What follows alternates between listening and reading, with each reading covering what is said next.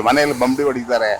ಅಕಸ್ಮಾತ್ gas bill ಇದ್ರೆ business ಇಲ್ಲ, ಯಾರು 10 ರೂಪಾಯಿ ಜಾಸ್ತಿ ಕೇಳಿದ್ರು ಕೊಡಲ್ಲ ಅಂತಾರೆ. ಹೆಂಗ್ ಬದುಕೋದು ಗೊತ್ತಾಗ್ತಾ ಇಲ್ಲ. ಯಾಕಂದ್ರೆ ಸರ್ ನಿಮ್ಮಲ್ಲಿ ಏಜ್ ಲಿಮಿಟ್ ಇಲ್ಲ, ಚಿಕ್ಕವರಿಂದ ಹಿಡಿದು ದೊಡ್ಡವರವರೆಗೂ ದುಡಿತೀರಾ. ನಿಮ್ಮಂತವ್ರಿಗೆ ಪಾಪ ಕಷ್ಟಪಟ್ಟು ನೋಡಿ, ನನಗೆ 66 ವಯಸ್ಸು, ನಮ್ಮ ಮಗ ಬೇಡ ಅಂತಾನೆ, ಆದ್ರೂ ನನ್ನ ಶಕ್ತಿ ಇರೋರ್ಗು ಮಾಡ್ತೀನಿ ಅಂತ ಮಾಡ್ತಾ ಇದ್ದೀನಿ. ಇಲ್ಲಿ ಬಂದ್ರೆ ಈ ತರ ಇದೆ. ಇಲ್ಲಿ ಪರವಾಗಿಲ್ಲ, ಅರ್ಧ ಗಂಟೆಲಿ ಆಯ್ತು. ಮೊನ್ನೆ ಎಲ್ಲ 3 ಅವರ್ ಆಯ್ತು. ಇಲ್ಲ ಬೇರೆ ಕಡೆ ಬಹಳ ತೊಂದರೆ ಆಗ್ತಾ ಇದೆ. ಈ ಮಿನಿಸ್ಟರ್ಗಳು ಏನ್ ಮಾಡ್ತಾರೆ ಅಂತ ಒಂದು ಅರ್ಥ ಆಗ್ತಾ ಇಲ್ಲ. ನಾವು ಕಾಂಗ್ರೆಸ್ಗೆ ಹಾಕಿರೋದು ಓಟು. ಯಾರಿಗೆ ಕೇಳೋಣ, ಟ್ರಾನ್ಸ್ಪೋರ್ಟ್ ಮಿನಿಸ್ಟ್ರಿಗೆ ಕೇಳೋದ, ಇಲ್ಲ ಮುನಿಯಪ್ಪ ಅವ್ರಿಗೆ ಕೇಳೋದ, ಅಲ್ಲ ಸನ್ಮಾನ್ಯ ಸಿದ್ದರಾಮಯ್ಯ ಅವ್ರಿಗೆ ಕೇಳೋದ, ಇಲ್ಲ DKG ಶಿವಕುಮಾರ್ ಕೇಳೋದ, ಯಾರಿಗೆ ಕೇಳೋದು? ಎಲ್ಲಿ ಸಿಗ್ತಾರ ನಿಮ್ಗೆ? ಬಹಳ ತೊಂದರೆ ಆಗ್ತಾ ಇದೆ. ಯಾಕಂದ್ರೆ ಇವಾಗ ಒಬ್ರು ಆಟೋ ಡ್ರೈವರ್ ಮಾತಾಡ್ತಾರೆ, ಪಾಪ ಅವ್ರಿಗೆ ಯಾವ ರೋಷ ಆಯ್ತು ಅಂದ್ರೆ, ಮೇಡಮ್ ಆಟೋ ಓಡಿಸಿದ್ರೆ ನಿಲ್ಸ್ಬಿಟ್ಟು ನಾನು ಕಳ್ತನ ಮಾಡ್ಬೇಕು ಅಂತ ಅಂದ್ರು. ಅದು ತಪ್ಪು. ಅವ್ರು ಹೇಳೋದ್ ತಪ್ಪು. ಅವರು ಮನ್ಸು ಬೇಜಾರಾಗಿ ಹೇಳ್ತಾರೆ, ಆದ್ರೆ ಆ ದಾರಿಯೆಲ್ಲ ಹಿಡಿಬಾರ್ದು. ಏನಾದ್ರೂ ಕಷ್ಟ ಬೀಳ್ಬೇಕು, ಚೆನ್ನಾಗಿರ್ಬೇಕು. ಆದ್ರೆ ಈ ತರ ಇದು ಬಹಳ ತೊಂದರೆ ಆಗ್ತಾ ಇದೆ ಮೇಡಮ್. ತುಂಬಾ ಕಣ್ಣಲ್ಲಿ ನೀರು ಬರೋ ತರ ಆಗಿದೆ. ಎಲ್ಲಿ ನೋಡಿದ್ರು ಬಿಸಿಲಲ್ಲಿ 3 ಅವರ್ ನಿಂತ್ಕೊಂತೀವ, ಅರ್ಧ ದಿವಸ ಹೋಗ್ಬಿಡುತ್ತಾ. ಆಮೇಲೆ ಹೋಗಿ ಒಂದು 50-100 ಸುತ್ತೊಳಗೆ ಮಧ್ಯಾಹ್ನ ಆಯ್ತು. ಊಟ ಮಾಡ್ಕೊಂಡು ಹೋದ್ರೆ ಏನೇ ಇರಲ್ಲ. ತಿರ್ಗಾ ತುಡಿಯೋದು ಗ್ಯಾಸ್ಗೆ ಹುಡುಕ್ಬೇಕಾಗುತ್ತೆ. ಖಾಲಿ ಆಗ್ಬಿಡುತ್ತೆ. ಸುತ್ತಿ ಬರ್ತೀವಲ್ಲ, ಖಾಲಿ ಆಗ್ಬಿಡುತ್ತೆ. ಟೆಂಪರೇಚರ್ ನೋಡಿದ್ರೆ 34-35 ಇದೆ. ಈ ಬೇಸಿಗೆ ಕಾಲದಲ್ಲಿ ಬಿಸಿಲು ನಿಂತ್ಕೊಂಡ್ರೆ ಬಹಳ ತೊಂದರೆ ಇದೆ. ಆಮೇಲೆ ಇನ್ನೊಂದು ಗಾಡಿ ಓಡ್ಸಕ್ ಆಗ್ತಾ ಇಲ್ಲ, ಜನನು ಸಿಗ್ತಾ ಇಲ್ಲ. ಒಂದು 10 ರೂಪಾಯಿ ಜಾಸ್ತಿ ಕೇಳಿದ್ರೆ ಎಲ್ಲ ಅಲ್ಲ ಆಗಲ್ಲ ಹೋಗ್ರಿ ಅಂತಾರೆ. ಬಹಳ ತೊಂದರೆ ಆಗ್ತಾ ಇದೆ.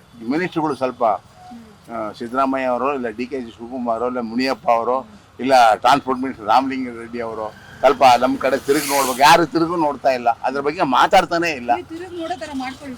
ಏನ್ ಮಾಡೋದು? ಗಲಾಟೆನೆ ಮಾಡ್ಬೇಕು. ಗಲಾಟೆ ಮಾಡಕ್ಕೂ ಶಕ್ತಿ ಇಲ್ವಲ್ಲ, ಕಾಸು ಇಲ್ವಲ್ಲ. ಗಾಡಿ ನಿಂತ್ಬಿಟ್ರೆ ಕಾಸಿಲ್ಲ ನಮ್ಮ ಹತ್ರ. ಆ ತರ ಆಗ್ಬಿಟ್ಟಿದೆ. ರಾಮಚಂದ್ರಪುರ, ಶ್ರೀರಾಮ್ಪುರ ಇರೋದು. ಈ ಕಡೆ ಬಂದಾಗ ಖಾಲಿ ಇತ್ತು ಅಂತ ಹಾಕ್ದೆ ನಾನು. ಇದೇ ತರ ಕ್ಲೋಸ್. ಈ ತರ ಇದ್ರೆ ಓಡ್ ಬಂದು ನಿಂತ್ಕೊಳ್ಳೋದು. ಕಾಸು ಅದಕ್ಕಿಂತ ಸಪ್ರೇಟ್ ಆಗಿ 500-600 ಇಟ್ಕೊಂಡಿರ್ತೀವಿ. ಊಟ ಮನೆಗೆ ಕೊಟ್ಟಿಲ್ಲ ಅಂದ್ರೆ ಅವ್ರು ಬಂಬಡಿ ದಿನ ಕೊಡ್ತಾ ಇದ್ದೆ. ಇವಾಗ ಏನಾಯ್ತು ನಿನಗೆ ಅಂತ. ಅಕಸ್ಮಾತ್ ಇಲ್ಲಿ ಗ್ಯಾಸ್ ಹಾಕ್ಬಿಟ್ರೆ ಅಲ್ಲಿ ಕಾಸು ಇರಲ್ಲ. ಸುತ್ಕೊಂಡು ಹೋದ್ರೆ ಅಲ್ಲಿ ಬರೇ ಕೊಡೋಕೆ ಕಾಸು ಇರಲ್ಲ. ನೆನ್ನೆ ಕೊಟ್ಟಿಲ್ಲ, ಇವತ್ತು ಕೊಟ್ಟಿಲ್ಲ. ಇವತ್ತು ಎರಡು ಸೇರಿಸಿ ಕೊಟ್ಬಿಟ್ಟು ಗ್ಯಾಸ್ ಹಾಕಿ ಕಾಸು ಇರಲ್ಲ. ಆ ತರ ಆಗ್ಬಿಟ್ಟಿದೆ. ನಾವು ದಿನ 300-350 ಹಾಕ್ತಾ ಇದೀವಿ ಅಷ್ಟೇ. ಈಗ 900-700, ಈಗ 600 ಹಾಕ್ತೇವೆ. ಇದಕ್ಕೆ ಹೋಗ್ತಾ ಇದೆ. ಹೆಂಗ್ ಬದುಕೋದು ಒಂದು ಗೊತ್ತಾಗ್ತದೆ. ಊಟ ತಿಂಡಿ ಸೆಂಟ್ರಲ್ ನಮ್ದೇನು ಅಷ್ಟು ಖರ್ಚಿಲ್ಲ. ಬೇರೆಯವರು ತುಂಬಾ ಖರ್ಚು ಮಾಡ್ತಾರೆ. ಟಿಫನ್ ಮಾಡ್ತೀವಿ ಅಂತ ಅಷ್ಟೇ, ಟೀ ಕುಡಿತೀವಿ ಅಷ್ಟೇ. ಇಲ್ಲ, ವಾಟರ್ ತಂದ್ಬಿಡ್ತೀನಿ. ಕಾವೇರಿಗೆ ಇರುತ್ತೆ ಬಾಟ್ಲಿ. ಅದೇ ತೊಂದರೆ ಇಲ್ಲ. ಗ್ಯಾಸ್ ಈಗ ಗ್ಯಾಸ್ ಬಹಳ ತೊಂದರೆ ಆಗಿದೆ. ಎಲ್ಲೋ ಹೋಗ್ತೀವಿ, ಹಾಕೊಂಡು ಹೋಗ್ತಾ ಇರ್ಬೇಕು. ಅದನ್ನ ಬಿಟ್ಬಿಟ್ಟು ಕ್ಯೂ ನಿಂತ್ಕೊಂಡು ಅದಕ್ಕೆ ಅಂತಾನೆ ಹೊಂಚಬೇಕಂದ್ರೆ ಎಲ್ಲೋ ಹೊಂಚೋದು. 3 ಅವರ್ ಆಗುತ್ತೆ, ಖಂಡಿತ 3 ಅವರ್ ಆಗುತ್ತೆ. ಇವತ್ತು ಮಾತ್ರ ಅರ್ಧ ಗಂಟೆ ಆಯ್ತು, ಒಪ್ಕೋತೀನಿ. ಅರ್ಧ ಗಂಟೆ ಇವತ್ತು. ಅದಕ್ಕೆ ಜಲ್ದಿ ಇದ್ದಿತ್ತು ಹಾಕೊಂಡಿದ್ದೀನಿ ನೋಡಿ. ಫುಲ್ ಹಾಕಿದ್ದೀನಿ ನೋಡಿ. 1600-400 ಚಿಲ್ಲರೆ ಆಗುತ್ತೆ. ಈಗ ಹಾಕಿದ್ದು 600 ರೂಪಾಯಿ. ಇದಕ್ಕೆ ಹೋಗ್ಬಿಟ್ರೆ ಮನೆಗೆ ಹೆಂಗೆ ಕೊಡೋದು? ಏನು ಮಾಡೋದು? ಈಗ ಸೆಂಟ್ರಲ್ ಗಾಡಿ ಪೇಸಿಂಗ್ ಎಲ್ಲ ಹೋಗಿದೆ. 2000 ಬೇಕಂತಾನೆ ಮೆಕ್ಯಾನಿಕ್. ಏನು ಮಾಡೋದು? ಅದು ಒಂಚೆಗೆ ಆಗ್ತಾ ಇಲ್ಲ. ಗ್ಯಾಪ್ ನೋಡೋದ, ರಿಪೇರಿ ಬಂದ್ರೆ ಕಷ್ಟ. ನಮಗೂ ಕೈ ಕಾಲು ಸುಸ್ತಾಗುತ್ತೆ. ಬಾತ್ರೆಗಳು ತಗೋಬೇಕು, ಅದು ಬೇರೆ ಇದೆ. ಅಯ್ಯೋ, ಬೇಜಾನ್ ತೊಂದರೆ ಇದೆ. ಹೋಟೆಲ್ಗೆ ಗ್ಯಾಸ್ ಸಿಕ್ಕಿದ್ರೆ ಸಾಕು ನಮಗೆ. ಈ ತರ ಫ್ರೀಯಾಗಿ ಸಿಕ್ಕಿದ್ರೆ ಏನೋ ಮಾಡ್ಕೊಂಡು ಹೋಗ್ತೀವಿ. ಇವಾಗ ಹಾಕಿಸ್ಕೊಂಡಿದೀವಿ. ಬೆಳಗಿಂದ ಬರೀ 200 ರೂಪಾಯಿ ಮಾಡಿದೀವಿ ಅಷ್ಟೇನೆ. ಊಟ ತಿಂಡಿ ಮಾಡಿಲ್ಲ. ಮನೇಲಿರೋ ಕಷ್ಟ ಅಂದ್ರೆ ಬಾಡಿಗೆ ಕಟ್ಟಕ್ಕಾಗಬೇಕಲ್ಲ. ಬಾಡಿಗೆ ಕಟ್ಬೇಕು, ಕರೆಂಟ್ ಬಿಲ್ ಕಟ್ಬೇಕು, ನೀರ್ ಬಿಲ್ ಕಟ್ಬೇಕು. ನಾವ್ ಹೆಂಗ್ ಕಟ್ಟೋದು? ಹಿಂಗ ಆಗ್ಬಿಟ್ರೆ ಬೆಳಗಿಂದ ಸಂಜೆ ಗಂಟೆ ದುಡಿದ್ರೆ ಒಂದು 200-300 ರೂಪಾಯಿ ಸಿಗುತ್ತೆ ಅಷ್ಟೇನೆ.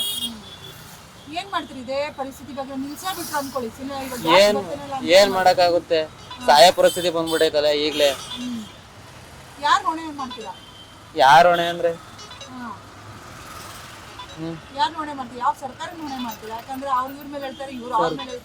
ಸರ್ಕಾರನೇ ನೋಡ್ಬೇಕು. ಇವೆಲ್ಲ ಈ ಎಲ್ಲಾ ಪರಿಸ್ಥಿತಿ ಎಲ್ಲ ಸರ್ಕಾರನೇ ನೋಡ್ಬೇಕು. ಇನ್ ಯಾರು ನೋಡ್ತಾರೆ? ನಮ್ ಪರಿಸ್ಥಿತಿ ಇನ್ನೇನ್ ಸಹಾಯ ಪರಿಸ್ಥಿತಿ ಬಂದ್ಬಿಟ್ಟೈತೆ. ಗ್ಯಾಸ್ ಕ್ಯೂ ನಿಂತ್ಕೊಂಡು 2 ಅವರ್ ಆಯ್ತು. ಇನ್ನೇನ್ ಬಿಸ್ನೆಸ್ ಮಾಡೋದು ನಾವು? ಊಟ ತಿಂಡಿ ಮಾಡಿಲ್ಲ ಬೆಳಗ್ಗೆಯಿಂದ. ನಾವು ಹಸ್ಕೊಂಡ್ ಕ್ಯೂಗೆ ಹಾಕಿದೀವಿ ಇಲ್ಲೇ. ಇನ್ನು ಈಗ ಗ್ಯಾಸ್ ಹಾಕಿಸ್ಕೊಂಡು ಈಗ ಹೊರಗಡೆ ಬಂದಿದೀವಿ. ಚಿಕ್ಕ ವಯಸ್ಸು, ನೀವು ದುಡಿಯಕ್ಕೆ ಎಷ್ಟೊತ್ತಾದ್ರೂ ಕಾಯ್ತೀರಾ ಪಾಪ. ಕಾಯೋದಂದ್ರೆ ಮನೆ ಬಾಡಿಗೆ ಕಟ್ಬೇಕಲ್ಲ. ನನ್ನ ಹೆಂಡತಿ ಮಕ್ಕಳು ಎಲ್ಲ ಇದಾರೆ. ನನಗೂ ಮದುವೆ ಆಗಿದೆ, ಮಕ್ಕಳಾಗಿಲ್ಲ. ಆದ್ರೆ ಅಲ್ಲ, ಈಗ ವಯಸ್ಸಾದವ್ರು ಇರ್ತಾರಲ್ಲಪ್ಪ, ಅವ್ರ ಕತೆ ಅವ್ರ ಪಾಪ ಎಷ್ಟೋ ತಕ ಬಂದು ನಿಂತ್ಕೋತಾರೆ ಅವರು ಪಾಪ ಮಾತ್ರೆ ನುಂಗೋದು ಪೇಷಂಟ್ಗಳೆಲ್ಲ ಇರ್ತಾರೆ. ಯಾಕಂದ್ರೆ ನಿಮ್ಮಲ್ಲಿ ಯಾವುದೇ ತರ ಏಜ್ ಲಿಮಿಟ್ ಅನ್ನೋದಿಲ್ಲ. ಕೆಲವೊಂದ್ರಲ್ಲಿ ಇಷ್ಟಿಷ್ಟೇ ಗೌರ್ಮೆಂಟ್ ಕೆಲಸದಲ್ಲಿ ಆಗಿರ್ಬೋದು ಏಜ್ ಲಿಮಿಟ್ ಅಂತ ಇರುತ್ತೆ.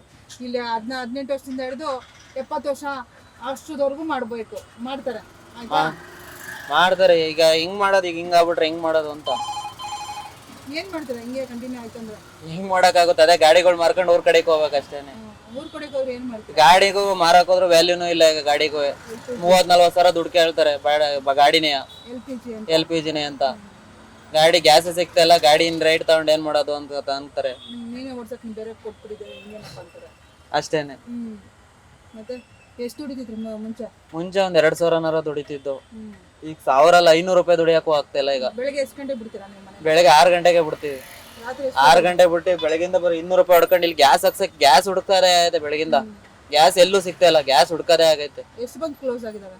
ಎಲ್ಲ ಬಂಕು ಕ್ಲೋಸ್ ಆಗಿದಾವೆ. ಎಲ್ಲೆಲ್ಲ ಓಪನ್ ಆಗಿರೋದು ಅದು 100 ರೂಪಾಯಿ ಲೀಟ್ರು. 100 ರೂಪಾಯಿ ಲೀಟರ್ ಹಾಕ್ಸಿ ಏನ್ ಹೊಡೆಯೋದು ಹೇಳಿ ಗ್ಯಾಸ್? ಬೇರೆ ಕಡೆ HP petrol bunk, Indian petrol bunk ಅಲ್ಲೆಲ್ಲ 89 ಇದೆ, ಅದ್ರಲ್ಲೂ ಕ್ಲೋಸ್. ಯಲಹಂಕದಲ್ಲೆಲ್ಲ ಪೂರ್ತಿ ಬಂಕಲ್ಲೆಲ್ಲ ಕ್ಲೋಸು. ಯಲಹಂಕದಿಂದ ಬಂದಿರೋದಿಲ್ಲ ಗ್ಯಾಸ್ ಹಾಕ್ಸಕ್ ನಾನು. ಯಲಹಂಕದಲ್ಲಿ ಇರೋದು ಮನೆ. ಅಲ್ಲಿಂದ ಗ್ಯಾಸ್ ಹಾಕ್ಸಕ್ ಬಂದಿದ್ದೀವಿ. ಯಾವ ಬಂಕಲ್ಲೂ ಇಲ್ಲ, ಗ್ಯಾಸ್ ಸಿಗ್ತಾ ಇಲ್ಲ ಯಲಹಂಕದಲ್ಲಿ. ನೋಡಿ ಎಲ್ಲಾ ಬಂಕಲ್ಲೂ ನೋಡ್ಕೊಂಡು ಅಲ್ಲಿಂದ ಇಲ್ಲಿಗೆ ಬಂದಿರೋದು. ಬರೀ 200 ರೂಪಾಯಿ ಬಾಡಿಗೆ ಹಾಕೊಂಡು ಖಾಲಿ ಬಂದಿರೋದು ಗ್ಯಾಸ್ ಹಾಕ್ಸಕ್ಕೆ. ಫುಲ್ ಟ್ಯಾಂಕ್ ಮಾಡಿಸ್ಕೊಂಡಿದ್ದೀವಿ. 1,500 ಸಾವಿರ ಆಗುತ್ತೆ ಈಗ ಫುಲ್ ಟ್ಯಾಂಕ್. ಏನು ಉಳಿಯಲ್ಲ ಈಗ. 1,500 ಸಾವಿರ ಫುಲ್ ಟ್ಯಾಂಕ್ ಹಾಕ್ಸಿದೀವಿ. ಬೆಳಗಿಂದ ಸಂಜೆ ಗಂಟ ಹೊಡೆದ್ರೆ 1,500 ಸಾವಿರ ಎಲ್ಲಿ ಹೊಡಿಯಕ್ಕಾಗುತ್ತೆ ಈಗ? 200 ರೂಪಾಯಿ ಮಾಡಿದೀವಿ. ಮನೆಗೆ ಏನ್ ತಗೊಂಡೋಗೋದು? ಎಲ್ಲಾರು ಇರ್ತಾರೆ, ಪೇಷಂಟ್ಗಳಿದ್ದಾರೆ. ಮನೆ ರೆಡಿ ಮಾಡಿಸ್ತಾ ಇದೀವಿ, ಮನೆ ಲೋನ್ ಮೇಲೆ ತಗೊಂಡಿದೀವಿ. ಹಿಂಗಾದ್ರೆ EMI ಹೆಂಗ್ ಕಟ್ಟಕ್ ಆಗುತ್ತೆ ಹೇಳಿ?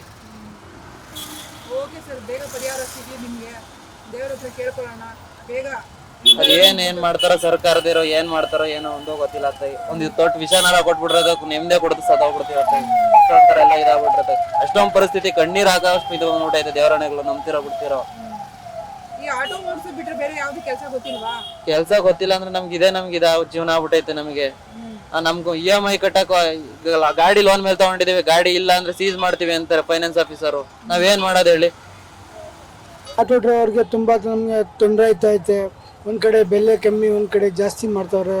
ಸರ್ಕಾರ ಏನು ಮಾಡ್ತಾರೋ ಗೊತ್ತಿಲ್ಲ. ನಮಗೆಲ್ಲ ಅವಕಾಶ ಮಾಡಿಕೊಡ್ಬೇಕು ಆಟೋದವ್ರಿಗೆ. ಏನು ಕೇಳಿ ಏನಿಲ್ಲ ಮೇಡಮ್. ಒಬ್ರದ್ದು ಕೇಳ್ತಾರೆ, ಒಬ್ರದ್ದು ಕೇಳಲ್ಲ. ಅವ್ರಿಗೆ ಅವ್ರ ಪರವಾಗಿ ಇದ್ದಾರೆ. ಈ ನಮ್ಮ ಪರವಾಗಿ ನೋಡಿ, ಇದು ಬೆಳಗಿಂದ ಸಾಯಂಕಾಲ 2 ಗಂಟೆ ಲೈನಲ್ಲಿ ನಿಂತ್ಕೊಂಡು ನಾವು ಆಟೋ ಡ್ರೈವರ್ಗಳು ಎಲ್ಲ ಗ್ಯಾಸ್ಗೆ ಕೈತಾ ಇರ್ತೀನಿ. ಆದರೆ ಇನ್ನೊಂದು ಏನು ಗೊತ್ತಾ ಅಂದರೆ ನೋಡಿ, ನಮ್ಗೆ ಯಾರು ಕೇಳೋರು ಇಲ್ಲ. ಅಂಥದ್ದಲ್ಲಿ ಕೇಳೋರು ಏನಿಲ್ಲ ನೋಡಿ. ಆದ್ರೆ ಹೋಗಪ್ಪ ಮನೆಯಲ್ಲಿ ಮಣಿಕೊಳ್ಳಪ್ಪ. ನಮ್ಮ ಜೀವನ ಹಿಂಗೆ ಮಾಡೋದು ಮೇಡಮ್. ಮನೆಗೆಲ್ಲ ತುಂಬ ತೊಂದರೆ ಆಗ್ತಾ ಐತೆ.